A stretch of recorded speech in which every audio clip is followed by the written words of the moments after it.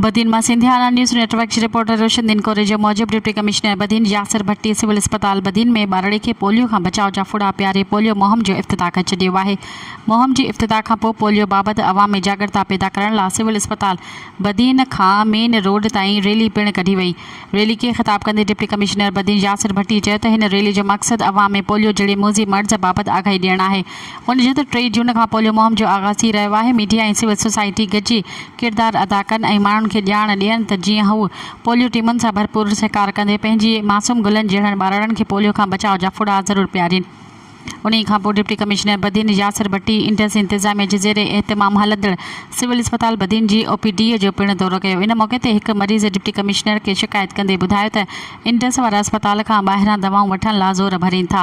हुन मरीज़नि डॉक्टरनि पारां लिखियलु पर्ची पिणु डिप्टी कमिश्नर के ॾेखारी, जंहिं ते डिप्टी कमिश्नर बदीन कावड़ जो इज़हार कंदे इंडस अस्पताल OPD जे इंचार्ज काशिफ ज़ौर के छंड पटींदे चयो त माण्हुनि जो इंडस ख़िलाफ़ शिकायतूं हक़ ते आहिनि।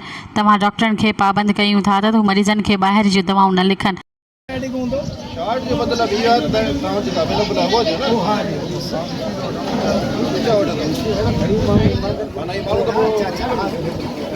मतलब ये मानू सही पे जो इंडस्ट्री लाए तो मुझे इंप्रेशन हो तो मानू सीधी गल है मालूम तो कंदो जारी गल था फर्ज भी है करना पर ये तो गलत गल है।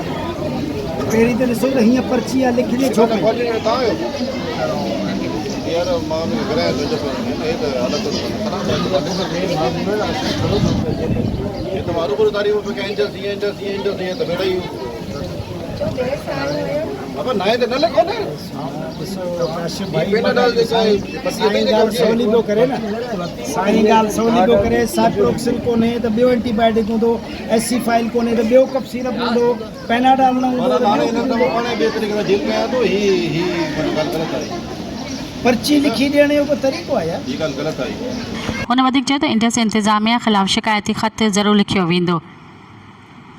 रैली में district health officer doctor Zahiruddin Memon, एन staff officer doctor Manzoor Memon, MS civil अस्पताल doctor Mir Akhtar Talpur, doctor Sanaullah, doctor Mumtaz Shandio ऐं समाजी तंज़ीम जे अॻवाननि ऐं शेरियुनि वॾे अंग में पिणु शिरकत कई।